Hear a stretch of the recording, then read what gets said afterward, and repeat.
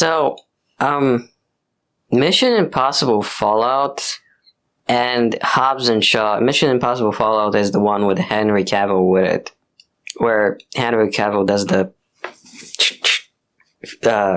fist locking thing situation where he had a mustache and he couldn't just get rid of the mustache to do Superman, and it's like it was confusing why they didn't do a mustache joke.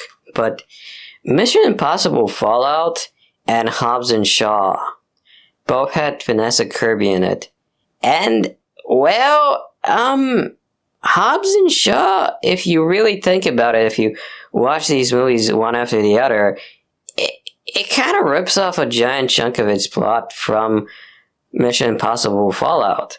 I mean, Mission Impossible Fallout, you don't really pay attention much to what's happening, you just watch it for the interpersonal stuff and the stunts and whatever, whereas Hobbs and Shaw, you do kind of pay attention to what's happening because it's just way more fun.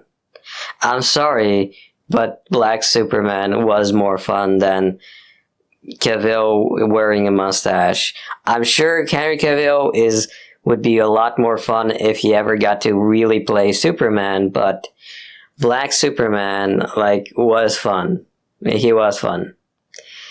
Yeah, and yeah, basically,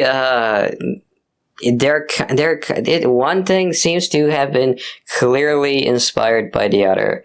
If you watch those two together, it just stands out to you.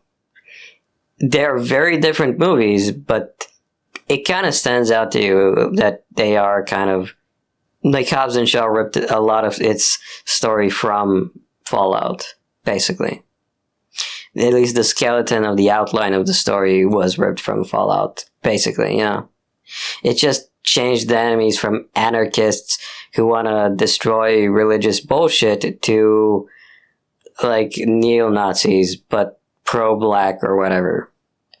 Hobbs and Shaw really doesn't make a lot of sense because Black Superman is Black Superman, but it kind of makes sense within its own world of logic. And also, I'm very confused about why Ryan Reynolds was there and making really weird, irrelevant jokes. I feel like Ryan Reynolds in a Fast movie could have been a much more serious character and could have been a much more fun character.